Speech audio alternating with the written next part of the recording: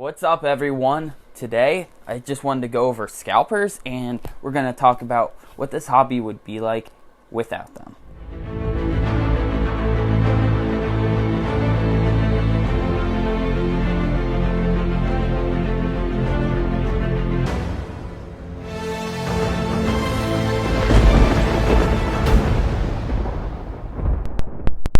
Well, if this is your first time to the channel, I'm Cody here from Celtics Pokemart.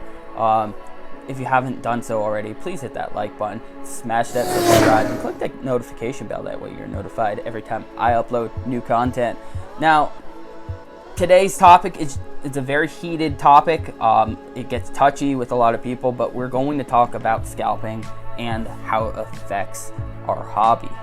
Now, with that said, scalping is always going to be a part of this hobby, and it's a part of a lot of other hobbies as well. They're not going anywhere, so don't think that big change is coming, because there might be change, but there will always be some scalpers, right? But in all seriousness, scalpers artificially rise the market price, okay, by decreasing supply while the demand's at an all-time high. Okay, that is what they do. All right, they pretty much corner the market and inflate the prices. All right, so when you have a group of people that, I don't know if this is their main job, I mean, shit, the prices that they ask, I mean, I can imagine they're paying their bills with this money, like, come on. But like, when you have a whole group of people that do this, the market is in their control, all right? So the only time that the prices drop down is when we, the consumer, well, I'm a licensed business owner, I'm a licensed reseller, but I do actually go to stores and I buy Pokemon to open up for myself. I don't open up my own product. That's actually not even legal unless if I pay the sales tax for it, which we'll talk about in another video. But being a licensed reseller, I don't pay sales tax on my product.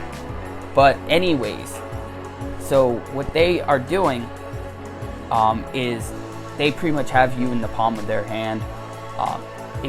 As long as you want that product, they could charge what they want, because that's what you're willing to pay. Now, if you decide to flip the roles and stop buying product, as much as it sucks, I know you want that new release, I know that's what you want, but if you could just hold back, you hurt them, and now they're in the palm of your hand. So now what's happened is the roles have reversed, and the scalper spent all this money on product that they don't care about. They just want their money. So what do? They drop their price. Well, this is how market price fluctuates so much. They drop their price, now the next scalper, and the next scalper, and the next scalper. They have to drop their prices to be competitive. So everyone now has dropped their price from $60 to $55, okay? Now, you might be happy with that. That might be what you're willing to pay. So you buy, but not everyone's happy with that. So they're gonna have slow sales. Maybe what they'll do is test the waters. They'll bump it a little bit higher, and then the next guy's going to bump it, and the next guy's going to bump it, just to test the waters to see if someone's willing to pay just a little bit more, but not quite what they're trying to get.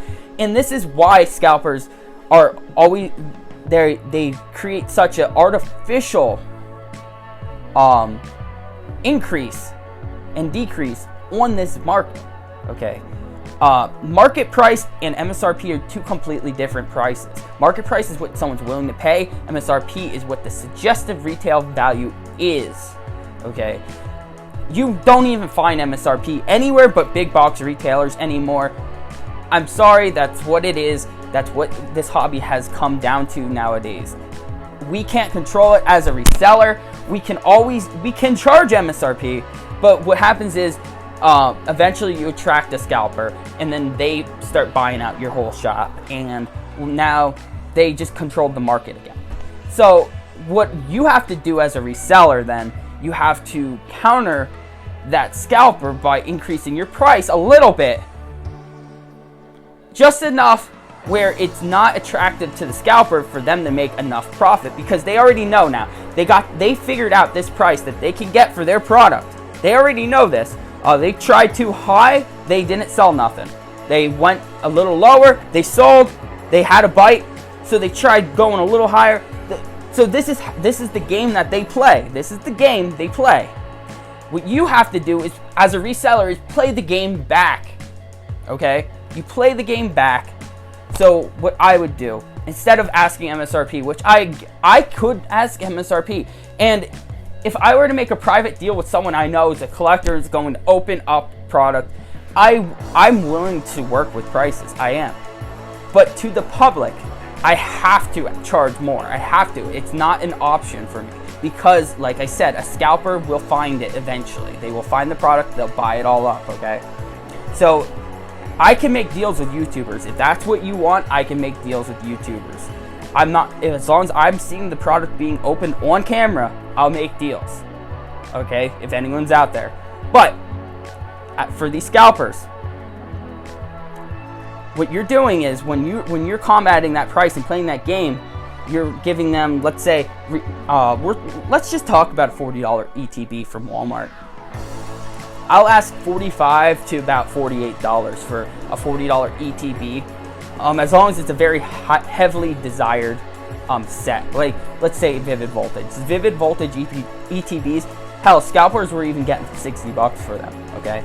So what you do is, as a reseller, $45 to $48 is the average for my pricing. If the market was different nowadays, I would just charge MSRP. But you're giving them much less room to make profit by doing that. But at the same time, for a collector, would the collector go to the game store that has it for $45 to $48, or the scalper that has it for $55 to $60? They're going to that game store, that small business owner, the guy that they know has a deal with a distributor, who's a licensed reseller, who isn't out there to get rich quick. That's who they're going to go through. And that's the game you got to play when you are a reseller. You want to fish out those scalpers and the flippers. You want to appeal to the market of the players and the collectors and the investors. Because an investor, if you want to buy your Vivid Voltage boxes right now, you're going to still buy from the game store that charges $45 versus the scalper that pays $55. It's just common sense. To invest, you need to buy at the lowest you can get. That's how investing works. You buy low, sell high.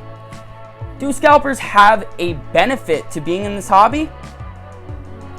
They do benefit by increasing pricing, but they do drive people out of the hobby as well, which is not healthy for the hobby.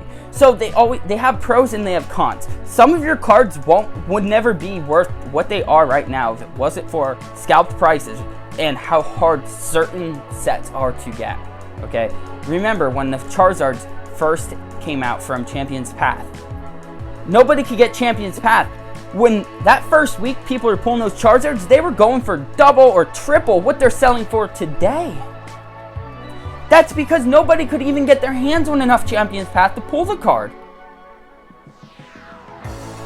I want to wrap this video up. I just wanted to keep it short. I wanted to go over some ideas, thoughts, things weighing on my mind about scalping and stuff like that. I have some new inventory that I have on my website right now, and next week I also have some evolutions coming in. Small restock, not a whole lot. It's not easy getting evolutions at a decent price, so I'll take it when I can get it. So definitely take a look there, check back. I would say probably Tuesday, if not Wednesday at the latest, they should be up on my website, depending on the shipment. I know shipping lately has kind of been crabby, but anyways, I really appreciate the support and thank you for watching this video. As always, everyone, let's make like Charizard and keep this passion burning.